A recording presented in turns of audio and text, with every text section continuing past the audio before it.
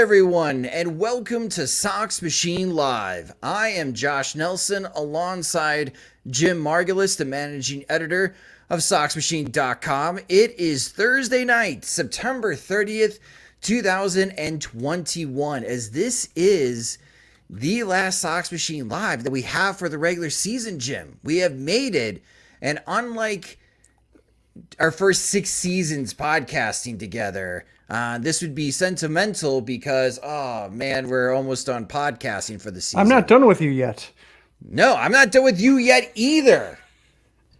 We got a whole postseason ready to go, and hopefully familiarity breeds contempt.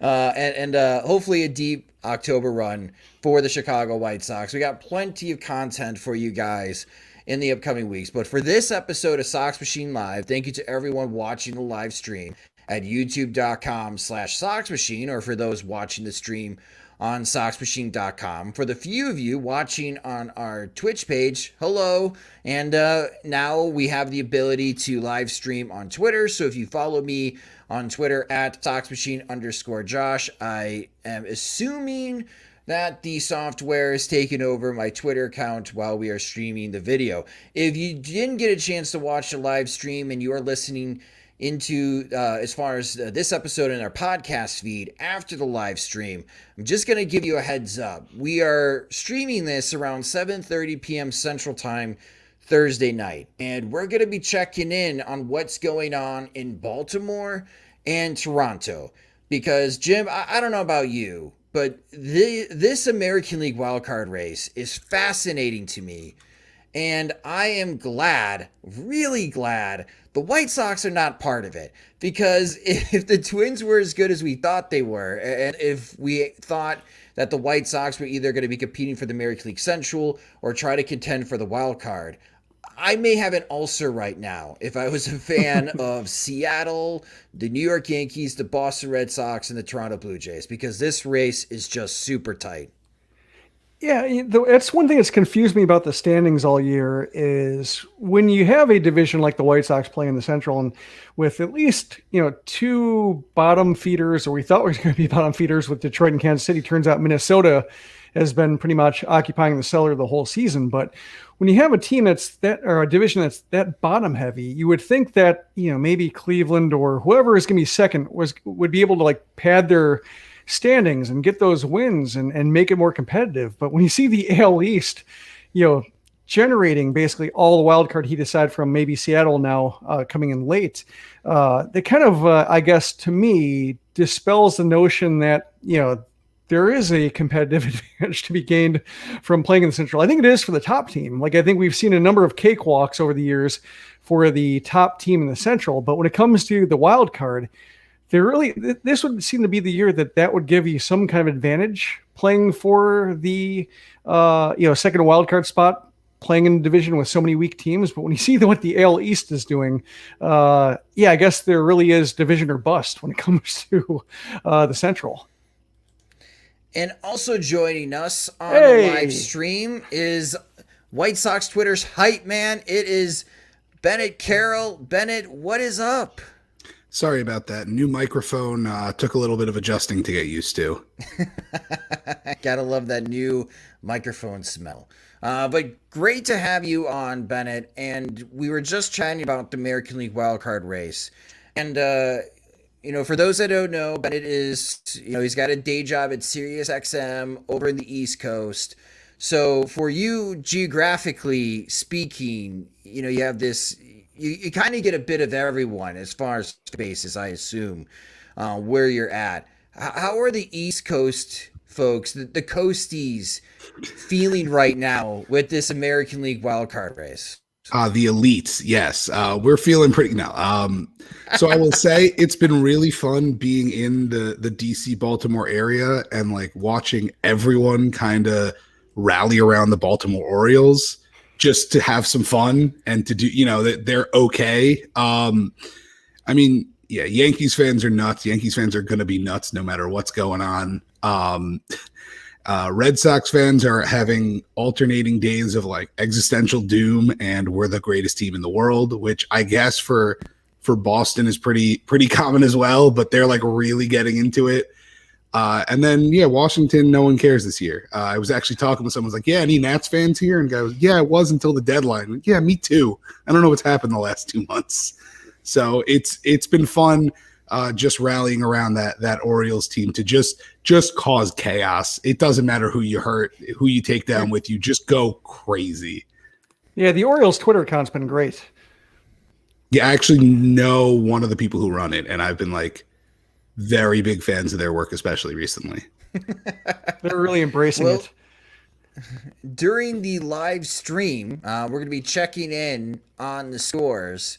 So as you can see here, we get shifted over, and right now Baltimore is leading Boston 3-1, and in Toronto, we'll get that loaded up here in a second. In the bottom of the fourth inning, it is 1-1. That game's still tied between the Blue Jays and the Yankees. So, like I mentioned, we'll check in once in a while during the live stream. For those that are listening to the podcast feed, you probably know how these games end by the time you listen to this episode of Sox Machine Live. And you can kind of chuckle to yourself. But for us that are recording and streaming live as far as this episode, we are learning in real time. So we will be checking in on those scores because it is such a fascinating race right now in the American League. But moving back over to the White Sox, they just swept the Cincinnati Reds. It's a 2-game series, but they do sweep the Reds. They won 3 out of 4 against Cincinnati, and maybe you can make a case they should have won all 4 games. If you recall, as far as the extra innings fiasco back in mid-May when Liam Hendricks was running the bases. But this was a really good performance by the White Sox, Jim, coming home after a lengthy road trip, and the offense showed up in a big way. And really, Luis Robert is the exclamation point for this series for the White Sox against the Reds, especially his performance on Tuesday with the 2 home runs. He's making it look unfair. Nobody should be able to shorten their swing and hit the ball harder and farther. It's like, I guess I always go back to golf because it's like one sport I can kind of know a little bit about mechanics in terms of, by the time I was done playing baseball, like mechanics, the whole idea of mechanics are basically shot for me. I peaked early. But with golf, it just, you can have like a really long, big swing, and then you realize like you're using none of your parts correctly and you're creating no leverage, and all this effort is basically wasted. And then you kind of go to a golf pro, you tighten up a little bit, and you're doing a lot more with less effort. And I imagine it's the same thing with Robert, except he's already playing against, he already got there. Like, he's already got to the pro, so you shouldn't think that kind of refinement should be possible where he is against the level of competition that he's playing. But yeah, he's making the game look pretty easy. I think the only sign of real mortality or anything kind of just sign that he's among them is that ball that he dropped in the warning track. Still struggles a little bit with going all the way to the wall, timing that, knowing where he is. So I think that's just something that keeps him real. And Bennett, one of the things that we're going to hear a lot on the national media landscape previewing this upcoming postseason is who's going to be the next Randy Arozarena? Who's going to be the guy that hits 10 home runs this postseason? And for White Sox fans, I think with Luis Robert, you can definitely dream, and it is definitely possible, especially what we have seen from Luis Robert coming off the injury list. Do you think that, let's just call it what it is, this heat wave of Robert's run since rejoining the White Sox from his hip flexor injury, do you think this could continue into the postseason? Yeah, solar flare levels of heat. There you go. I got it. I mean, you keep going, well, it can't last forever, and it keeps lasting, and we're not 3 weeks from the playoffs anymore. We're not 2 weeks. We're 7 days from ALDS game 1 tonight. So there is no reason for him to not be able to keep this going. Like, honestly, he's going to get a series against Detroit, who I'm just going to assume he's beaten up on because he's beaten up on everyone. So unless they pull something or find a weakness within him, like there's nothing that can stop him right now, honestly, except for maybe himself, and that's if he wants to.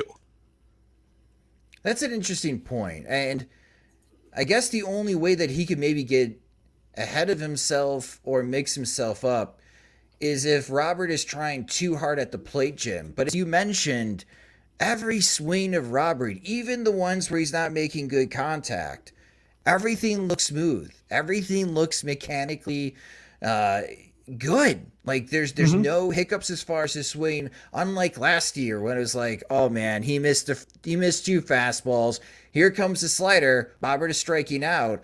Now it's all right. Try to get ahead of you. Poor Amir Garrett with a first pitch fastball. And watch this puppy go 112 miles per hour exit velocity. And I honestly thought being at the stadium, it was going to hit the Xfinity as far as a platform in left field. It was hit so hard and so far, and it was an absolute no-doubter. I don't know what else to say about Luis Robert other than he has been tremendous, Jim. He's got multiple swings. I think that's the thing he didn't have last year. He had that just kind of big, long, kind of going for the fence, maybe not always going for the homer, but just hitting for power. Like either whether he would hit it over the fence or just like muscle it out to right field if he were late. He would just use like his raw strength to try to get either homers or singles kind of, or singles get a leg into doubles. But just once the league got wise to him, like, oh, high fastball is a little bit higher than he likes and sliders down and away, and that combination basically puts him in trouble immediately. Now he's got the plate coverage that he didn't have last year, and as we've seen, like when Eloy Jimenez is rolling, when Jose Abreu is rolling, like I guess like you can even extend to Sal Perez. Just plate coverage can be a curse, like when you extend beyond the corners, below the zone, above the zone. We saw it last year, like that he just didn't quite summon it up regularly enough to make an impact. But when he can do it, when he can, foil the best laid plans for him, that's, I think, the thing that makes him scary, that makes him, just unbelievable to watch for fans and then for opponents. Like, he should be easy to get out. Like, it's kind of like Sal Perez. Like sometimes he looks foolish and sometimes he gets ahead of himself and, has an easy first pitch out, but Sal Perez has 48 homers. I know, like just mentioning his name is going to drive a lot of White Sox fans nuts, but like he's just a guy who can produce outside the zone in ways he shouldn't. And I think Robert's doing the same thing, but also just not much inside the zone is getting past him when he's in a mode where he wants to put in play. Well, other than Luis Robert, because I think we talk about Luis Robert all the time with the way that he has been hitting. And we should. Gavin Sheets had a very good series for the White Sox. And Gavin Sheets in his last 15 games, which is spanning 40 plate appearances, is hitting 300 with a 404 on-base percentage, slugging 600. He's got 3 homers and 9 RBIs. And he had 2 home runs. He had a home run on Tuesday and a home run on Wednesday against Cincinnati. And he drove in 3 in the White Sox win on Wednesday. And Bennett, with Gavin Sheets, he should not be starting in right field during the postseason. During the regular season, maybe this weekend against Detroit, sure. But when you get in the nitty gritty and it's time to hunker down and try to put the best possible team, the best possible lineup for each and every single game, Gavin Sheets should not be in right field. However, I think the case is now pretty convincing that if it's a right-handed starting pitcher on the mound during the postseason, Gavin Sheets is probably your DH. How do you feel about that possibility that Sheets suddenly becomes the White Sox primary DH during the postseason? Yeah, when you said who's going to be this year's Randy Arozarena, Gavin Sheets was the first player to flash through my mind, honestly. Just in terms of not as heralded of a super prospect as a Luis Robert, but a guy who just comes up and can just mash. And as you said, he really has been crushing right-handed pitching, not so much left-handed pitching, but I would love to keep seeing him every day. He's been, as we said, just mashing the ball, and he's a guy who, if he starts to catch something, could really be an asset in the playoffs, even with left-handed starters coming off the bench late in games. And Jim, I know I've tried to convince you. I have tried to convince you many times this season because I am on the Gavin Sheets bandwagon. I buy the adjustment that he has made for his swing. Maybe it doesn't work all that great against left-handed pitching, but at least against righties, I do think that this is a sustainable plan of attack approach that Sheets has, and he is getting the power as far as being able to put the ball over the fence for the White Sox in his limited playing time. Are you okay with Sheets being the primary DH for this upcoming postseason?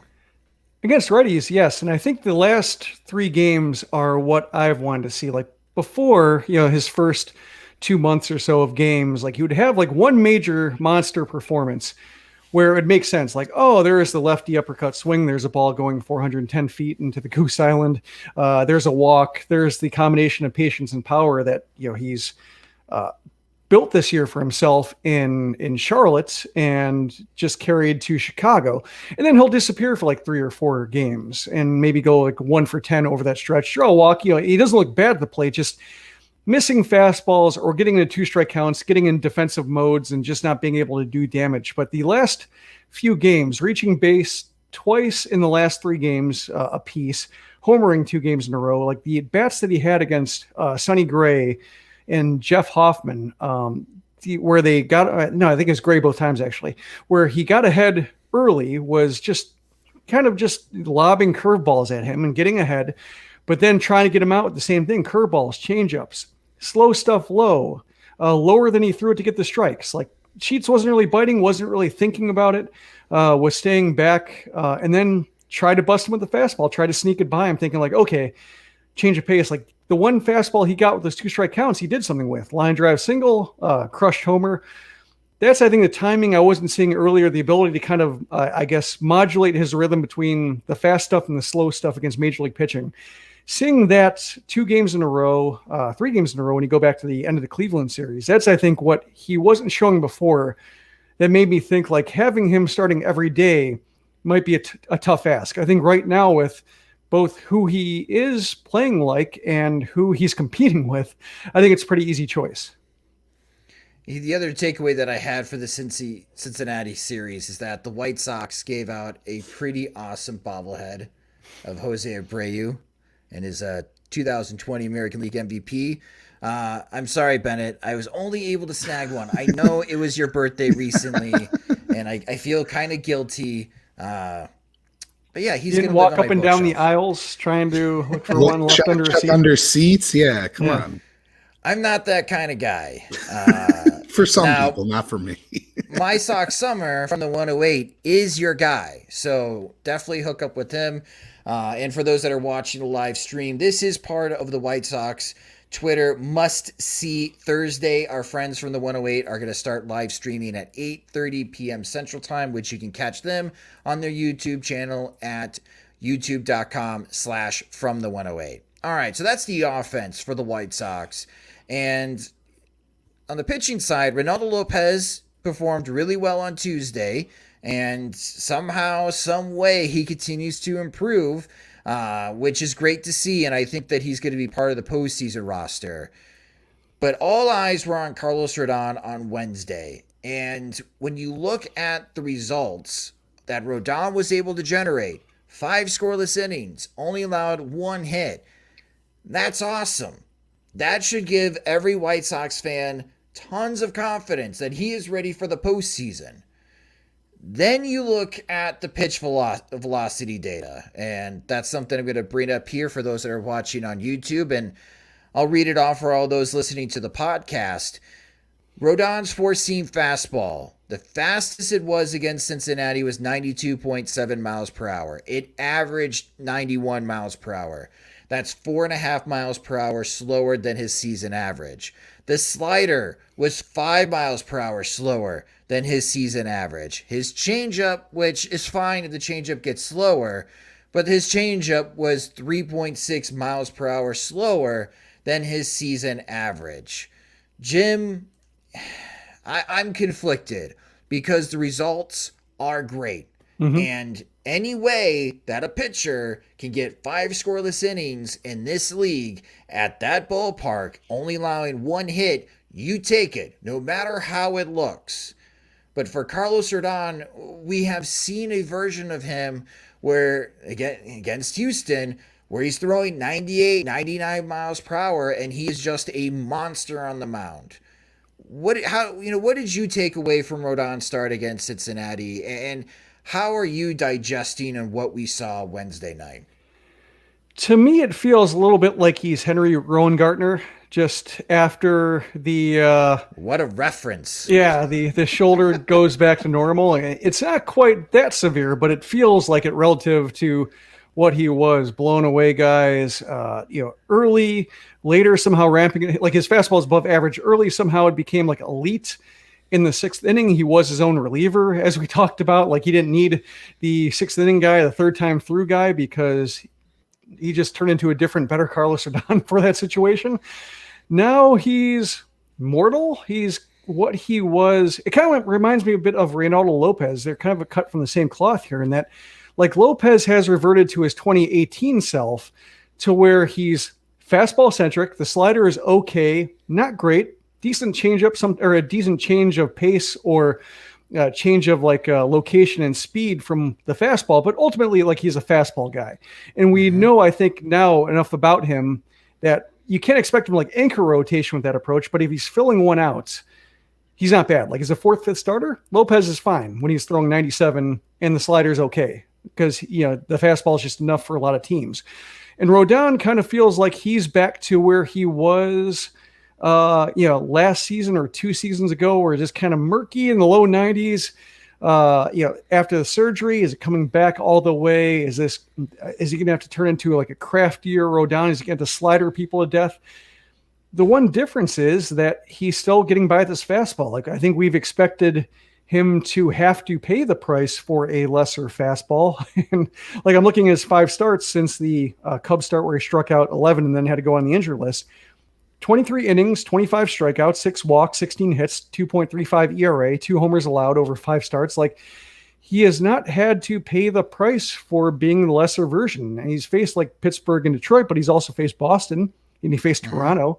So it's like it's been kind of the spectrum of opponents that he'd face over the course of a season. And it just, the other shoe hasn't dropped yet. And I don't know if that means like it's going to during the postseason, but for the time being, like I don't, as long as he's able to bounce back, like the question now is like whether he can rebound or whether like he's borrowing something from the bank every time he goes and makes a start in this post-injured era. And like now next time he goes out, he'll be throwing 89. Like, I don't know if it's just diminishing returns all the way down, but in this form, it seems like he can start a postseason game and he can at least be trusted to go one time through. And, when it comes to the postseason, that might just be all you need from him, given the way it's managed. Like I keep waiting for his fastball to be damaged, and it just isn't. I mean, he gave a lot of fly balls, and maybe that'll be a recipe for disaster. But at some point, you just kind of have to trust the results at some point and say like, oh, he's got enough fastball life. He's commanding it better than he ever has, and the slider is good enough too. So it's a combination that works as long as you don't ask too much from him. I do have to say he was commanding the fastball well, in the sense that he was living up in the zone, but it was like he understood on how every single Cincinnati Reds plane swing was working. And they just could not barrel any of those fastballs up. And that's why, when you look at the batted ball data, and if you gave it to us, Jim, randomly, we were looking at it and say, oh my gosh, this pitcher gave up 9 fly balls at Guaranteed Rate Field. How many home runs did they give up? Cincinnati, they just could not barrel it up, even though the fastball is 91, 92. So this goes to my next question, Bennett. Is this version of Carlos Rodon good enough to give you confidence that for a third time in 2021, he can keep Houston at bay? Yes, which maybe I'm the fool, but it's happened before, but it just feels like even if he's different, which again, maybe that works to his advantage because you're going to have Houston coming in with prior data and he's throwing it differently. If he's got something, I think there's legitimately a chance that just like with the rest of the team this last month, he's been taking a little bit off and trying to not preserve innings, but preserve just arm, if you would. Arm integrity. Not going 100 when he's facing Pittsburgh, I can understand that, but it's, if it's, he can have it back, then yeah, I don't think I think he's unbeatable when he was pumping what he was doing against Houston last time. But if he's this, I don't even want to say like wounded, where like he's more dangerous when he's wounded, because it's not that, but when he's got to be that craftier self, like that, yeah, he can do that for a start. Like I think he could definitely do that against Houston. When it's repeated against playoff teams and there's a lot, they can much easier identify like, okay, this is what he's doing. It might be different, but for that first start, like I feel fully confident in him.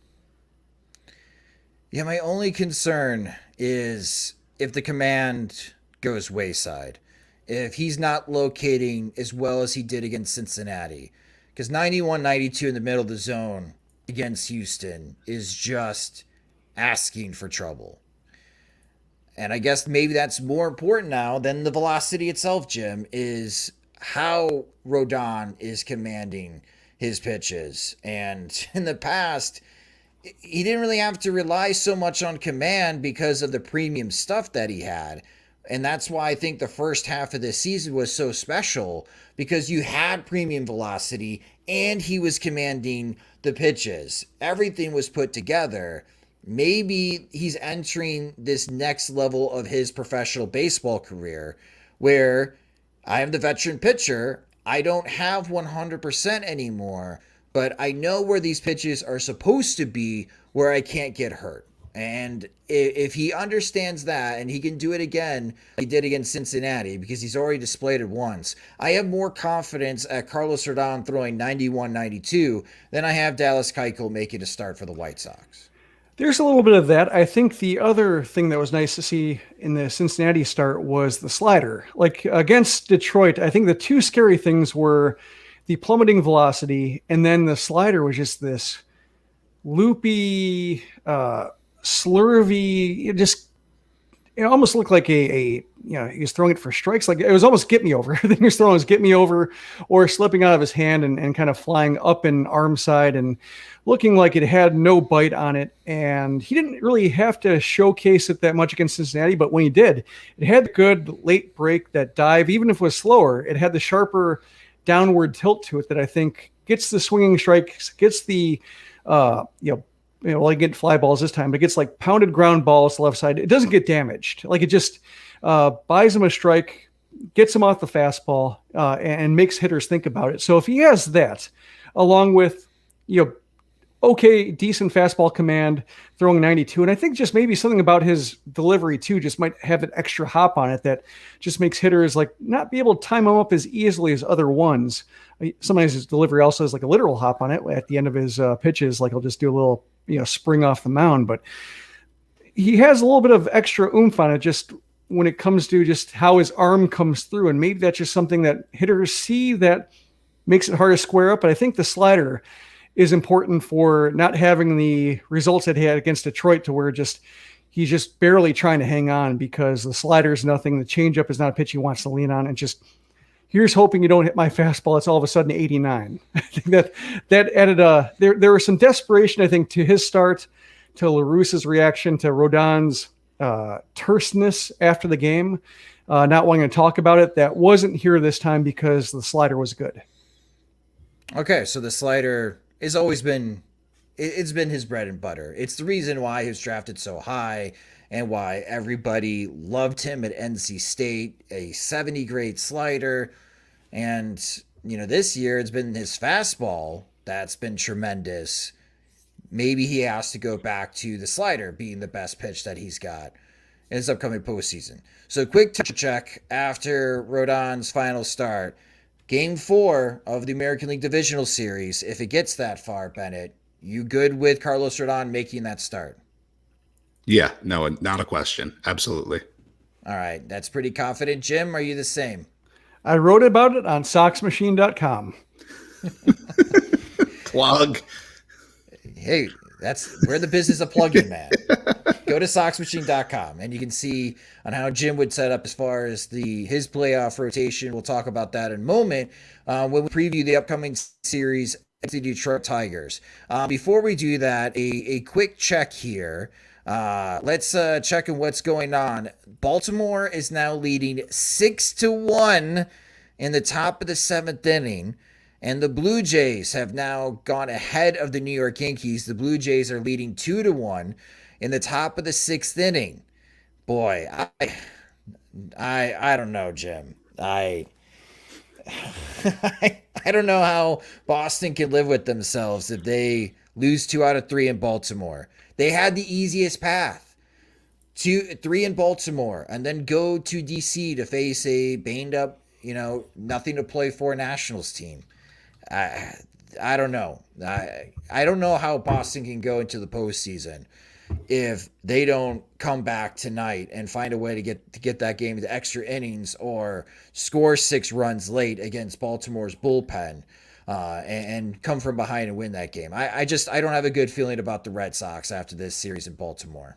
Yeah, but I think the one thing that would keep hope alive is the Yankees have been that team all year, and that every time they look like they're going to be on the roll, they step in something, or somebody gets hurt, or they make some kind of hilarious base running decision that goes awry, and fans want to fire Aaron. There's a reason why Aaron Boone's been on the hot seat 7 different times this year, because they often look, not getting losing streaks, but often look really bad while doing it. So that's why I felt like the most confident about the Blue Jays than either of the Yankees or Red Sox, just because the Blue Jays looked like they finally put it all together. They were home. They had Toronto finally instead of Florida and Buffalo. They had real reasons to think that it was all coalescing.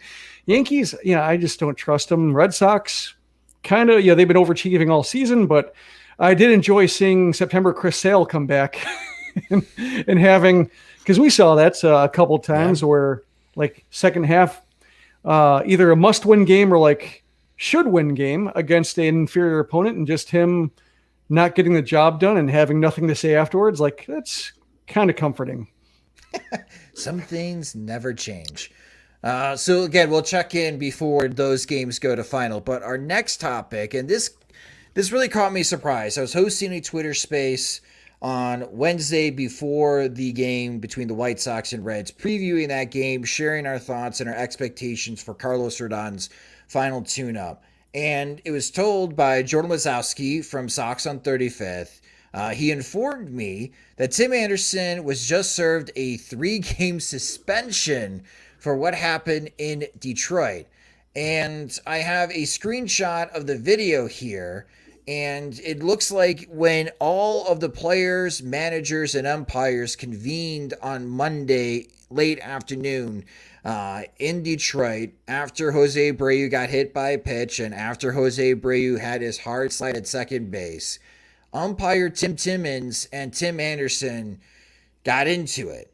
And it appears that Anderson made contact with Tim Timmons, and because of that contact, Major League Baseball has decided to serve a 3-game suspension of Tim Anderson. And this is a regular season suspension, so it won't impact Tim Anderson in the upcoming postseason. It could impact him for opening day of 2022 if he loses his appeal. Jim, is there any chance that we can get some type of resolution as far as Anderson's appeal process here? Or are we really not going to know if the suspension has been reduced or waived, or Major League Baseball decides to stick with its 3-game suspension until we're in mid-October, when we're already talking about, elimination games for the divisional series? Well, with only, a weekend series left, and I'm thinking about Mike Wright. He got his suspension knocked down from 3 games to 2, and they normally don't go 3 games to 1. They don't usually knock it down that much. Usually they borrow a game off and say, just get out of the way and do it that way. So I think, he doesn't want to have to miss 2/3 of the last series of the season. He doesn't want to miss a tune-up. It's not that important, or it's opening day or, whatever happens going into next season is less important than making sure he's right going into October. So I can see it dragging on. Yeah, it would just suck, Bennett, because we'll get hyped up for the 2022 season, and we're going to talk about, what's the opening day lineup going to be? Tim Anderson leading off? Nope. Larry Garcia, opening day again.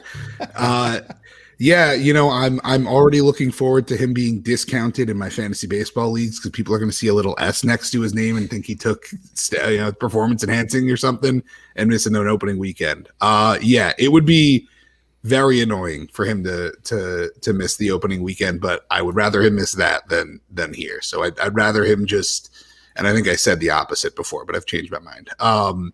Take your time, make sure you're good to go now. You've gotten your 2.5 weeks of rest. Tune up and let's get ready to go. So you both agree, don't serve the suspension now. Play these games against Detroit. If you have to serve a suspension, miss opening day next year. Yeah, only if it were knocked down to one game, he could probably afford to take it. But if it's two, that's too much.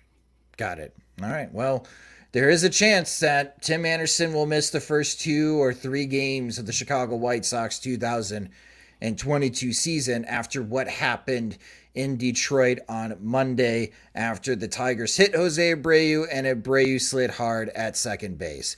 This is going to be, I don't know what to make as far as this upcoming series between the White Sox and the Detroit Tigers, but we're going to be talking about that next here on Sox Machine Live. First, let's look at the White Sox pitching probables for this weekend series. And Lance Lynn is getting the ball Friday night, October 1st at 7:10 p.m. Central Time for the White Sox. Lucas Giolito will make the Saturday night start. That's at 6:10 p.m. Central Time. And on Sunday, October 3rd, I love this. For those that have been longtime listeners of the Sox Machine podcast, we love the idea of everyone playing at the same time on the final day of the regular season. And boy, I know I love Red Zone for NFL watching. I really wish Major League Baseball had an effective Red Zone channel, because if it's coming down to the final day between the Yankees and the Blue Jays and the Red Sox and the Seattle Mariners, I don't want to keep flipping through all those games on MLB.tv. I only have so many screens to go around, guys, to be able to watch all those games. But the White Sox will be starting at 2:10 p.m. Central Time, and Dylan Cease is going to get the ball for that game. Again, another plug. Jim, you wrote about this on SoxMachine.com. Sure did. Even though it's Lynn, Giolito, and Cease, you still want to go Giolito, Lynn, and Cease when it comes to the American League Divisional Series. Yes, because of Lynn's knee and the way they've managed him. He hasn't had a start on regular rest basically the entire month. And so it seemed like that you don't want to have to all of a sudden need him on short rest or irregularly when he hasn't been used to even going out there every 5 days. So if they start him on Friday and then wait to game 2, that's extra rest. If he then comes back for game 5, if necessary, then he'd be on full rest. So I think that's probably the way to get the most out of him for the first series. And if you go that route, Bennett, you could have, let's say if it goes 5 games between the White Sox and Astros, and the hypothetical, the White Sox win a 5-game series against the Houston Astros and move on. If you do want Carlos Rodon to make that game 4 start, Lucas Giolito can make the game 5 start, and Lance Lynn is ready to go for you game 1 of the American League Championship Series. How would you set up as far as the first 3-game rotation for the White Sox in the divisional series? Yeah, I'm trying to think of that the way that I would do. Yeah, I guess I agree. I think Giolito at game 5 is the way I would want it. I think, not that I don't love Lance Lynn and trust Lance Lynn, but I just, with his injury issues and with other things, I'd rather give Giolito, who I know can fight through just about anything and has fought through just about anything. I'd rather give him that game with the knowledge that you then get Lynn game 1 of the ALCS if he can win. I just have this strange feeling because I agree with both of you. I think Lucas Giolito should get game 1. And based on the amount of rest days from Friday and Saturday to October 7th, both Lynn and Giolito are going to be rested, ready to go for game 1. I just wonder if La Russa decides to go to Lynn and the veteran over Giolito. I mean, is that a real possibility, Jim? It's possible. I mean, like, he's good. It's not a matter of, I think, if Lynn were fully healthy, if we didn't know that he was battling a knee issue and like, kind of doing the back rotation thing that he's trying to loosen up, if you were showing like no signs of physical discomfort, then yeah, I would say like flip a coin, whichever one, gets to start, cool. But knowing that's, I think, my only objection to it is just the fact that he's had to battle a lot. The White Sox have given him an easy schedule, lots of ample rest. So that's where I think that I would be surprised if Lynn were to start game one, but not, it's not out of character. La Russa knows him. He's won a World Series with him. They go back a long way, but I would say that, Giolito is, I think you can almost call him a veteran now. I mean, it's 3 years of Cy Young votes. He has a great postseason start under his belt. So he's not, his career maybe isn't as like, leathery and weather beaten as Lynn's is. Like, he hasn't seen and lived everything over a decade, but he's pretty close. I mean, he's had lows, he's had highs, he's had to battle back from adversity. He's pitched through injuries, he's had surgeries. Like, he's pretty close to veteran himself, to where like he would get that. I would feel comfortable giving him that same amount of cred. Well, we'll see what La Russa does. We're waiting for game times. Major League Baseball has announced what the game times will be for both the American and National League wildcards. Shocker. They're in prime time. It'll be 7:08 p.m. Central Time for both the American and National League wildcard games. We're still waiting on what the times are going to be for the divisional series matchups. I know that's a really popular question, especially with the White Sox. As far as their postseason tickets have been on sale now. If you did not buy them, chances are you're going to have to use a third-party website to get tickets, or you're going to have to call your friends and family who are White Sox season ticket holders and beg if they have any extra tickets for you. But we're still not sure. What was that? Food poison. Oh, Jim's going for straight up murdering. Not murdering, just take him out. You knock him out for a couple days. Yeah, it's perfect. Oh, I got it. Just temporary sickness. Okay, so Jim is suggesting poison. Your food poisoning. Family. Poison sounds menacing. Food poisoning sounds accidental. Oh man, but yeah, we're still waiting for time. So once we do know what the times are for those potential matchups, we'll let you guys know on SoxMachine.com.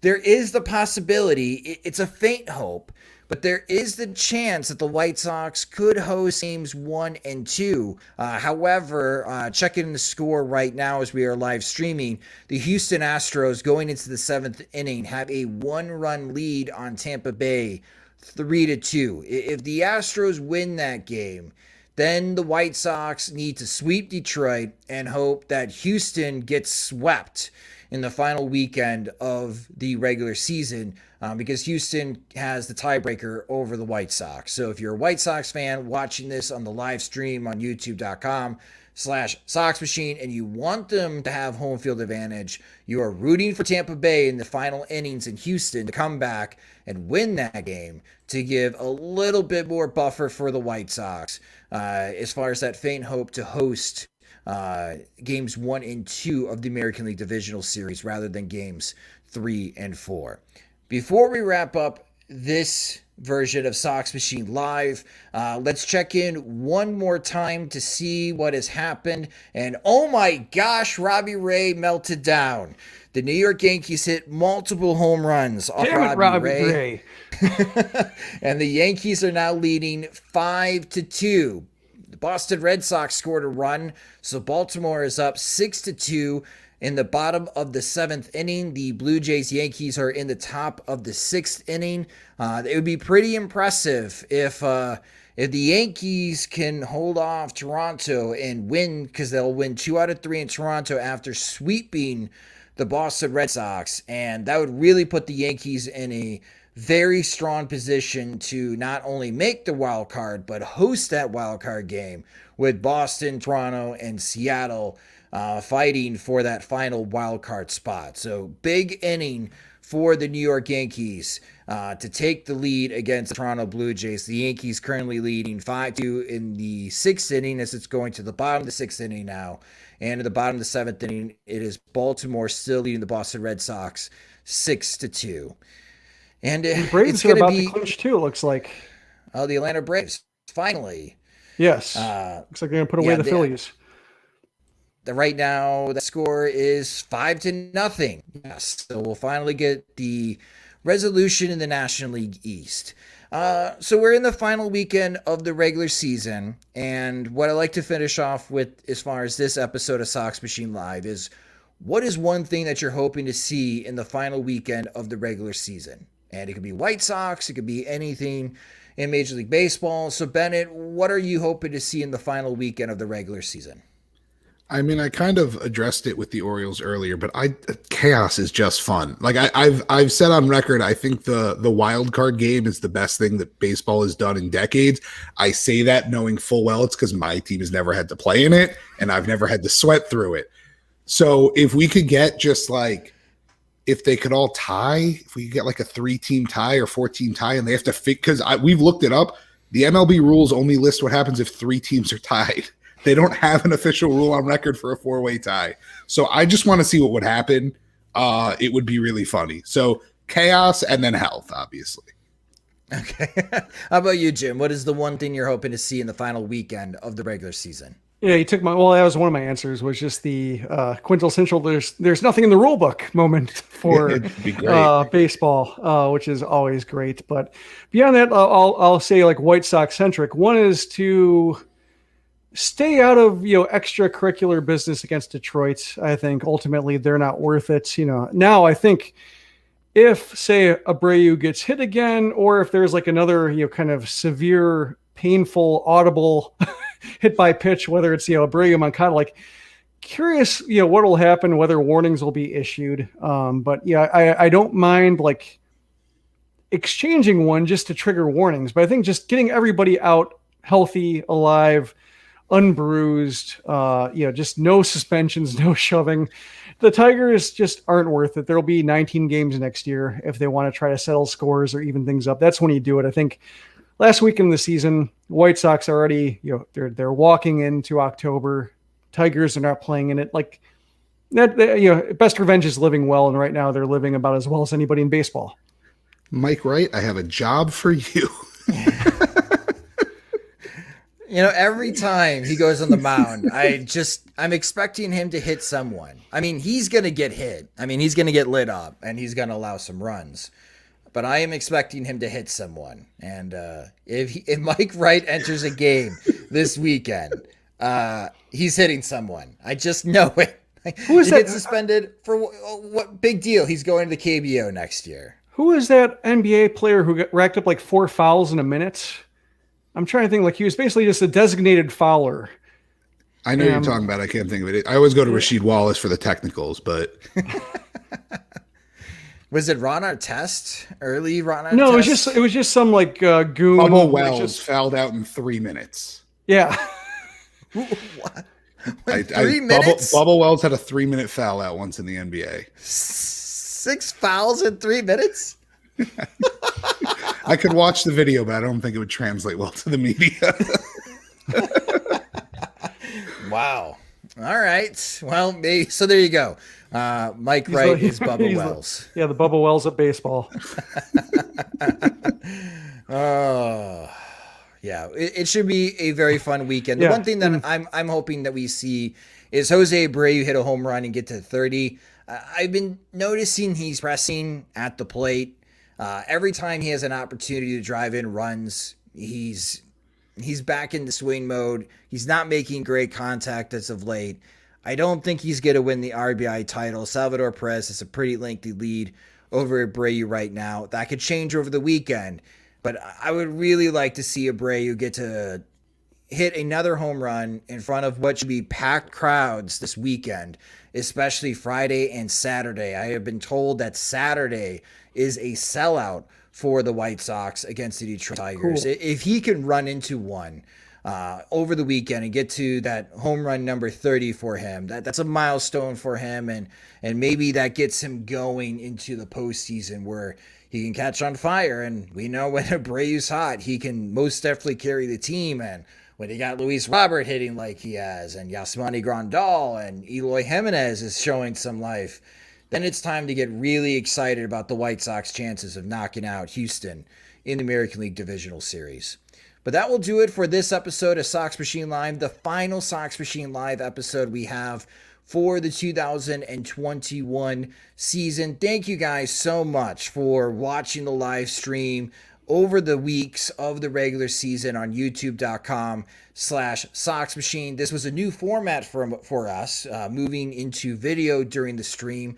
And it's been a blast, especially the comment section in YouTube. And we've got great feedback as far as during the live stream. So thank you guys so much for being part of that and making this transition really smooth for us. And great to hear from everyone as well that got a chance to watch the live stream during the regular season. So this is what's going to happen when we shift gears here the upcoming week, next week, as far as upcoming episodes of the Sox Machine podcast. So we're going to be back on Monday. So we will be recapping what happens over the final weekend of the series against the Detroit Tigers. That episode is going to be just like your normal Monday morning episode of the Sox Machine podcast. Jim and I will also have the fool's errand of trying to predict what's going to happen in the postseason. We'll make our playoff predictions, and I'm sure Jim will have crazy predictions that pretty much happen like they almost did last year.